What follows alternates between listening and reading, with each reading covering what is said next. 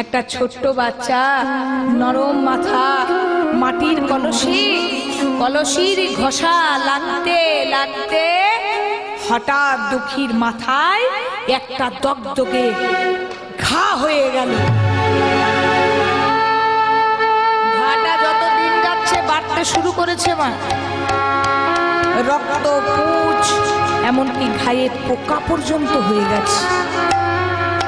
দুঃখী মনে মনে চিন্তা করলো, এই ঘায়ের কথাটা যদি আমি গুরুদেবের কানে পৌঁছে দিই, তাহলে গুরুদেব আমায় বিশ্রামে রেখে দেবে, নচেত ঘরে পাঠিয়ে দেবে।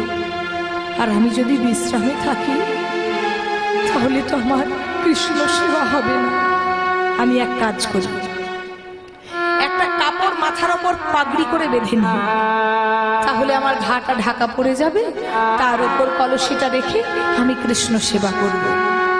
দুঃখী করলো কি, মাথার ওপর একটা কাপড় বেঁধে নিল, তার উপর কলসি নিয়ে জল বইতে লাগলো। হঠাৎ চোখে পড়ল সেই গুরুদেবের। এই দুঃখী,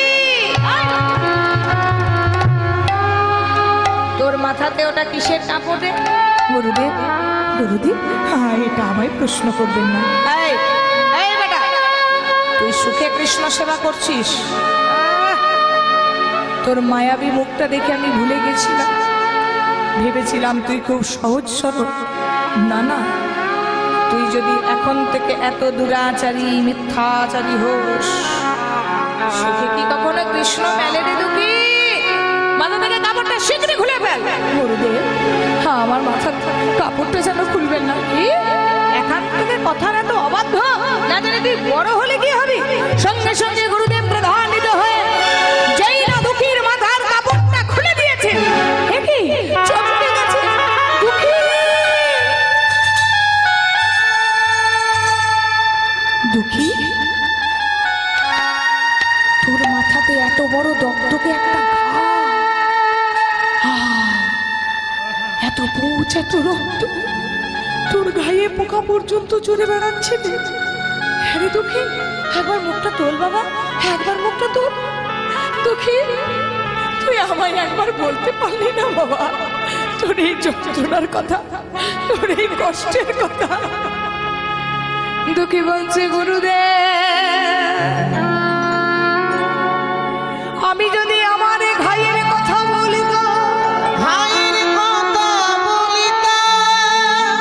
গুরুদেব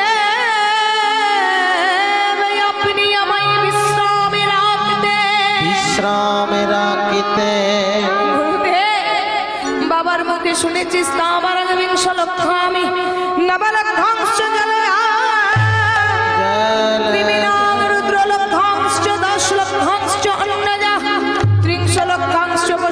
চতুর্লক্ষাংশ মানবা। তাহলে বলুন গুরুদেব, এ জগতে আমরা পাপাচারী দুরাচারী মানুষেরা 84 লক্ষ জনই আমাদের আত্মা ভ্রমণ করে। 84 লক্ষ জনের মধ্যে মাত্র 4 লক্ষ বার মানুষ জন্ম। আবার এই মানুষ জন্ম পেয়ে কেউ গর্ভের মধ্যেই হত্যা হয়, কেউ বা জন্মের পর মৃত্যু হয়, কেউ বা 5 বছর, 10 বছর, 20 বছর, 40 বছর, 50 বছর, 60 বছর। এই ছোট্ট একটা জীবনে যদি আসার যাওয়া দুটো কর্মই করলাম, তাহলে যে আমার আসার যাওয়া বিফলে গেল। আর এই আসা যাওয়ার মাঝখানে যদি আমি কৃষ্ণ সেবা না করলাম, বলো বলো, আমার কৃষ্ণ সেবা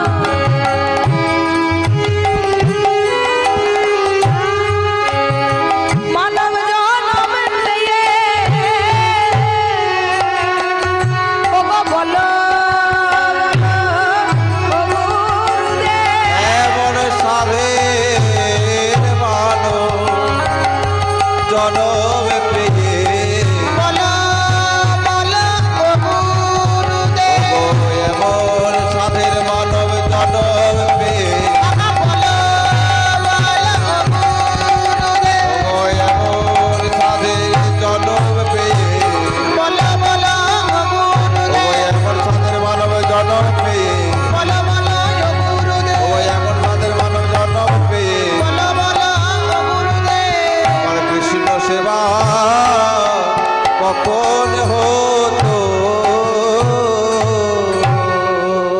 গুরুদেব আদর করে জড়িয়ে ধরলেন গুরু ছোট্ট শিশুটাকে।